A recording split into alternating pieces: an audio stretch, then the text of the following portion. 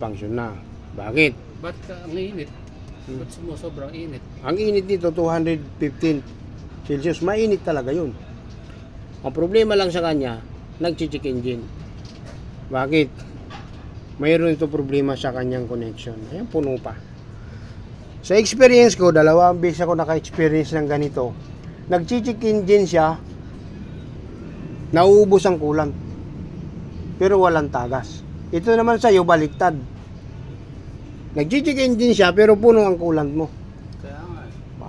So, ibig sabihin, may problema ito. Either yung panel,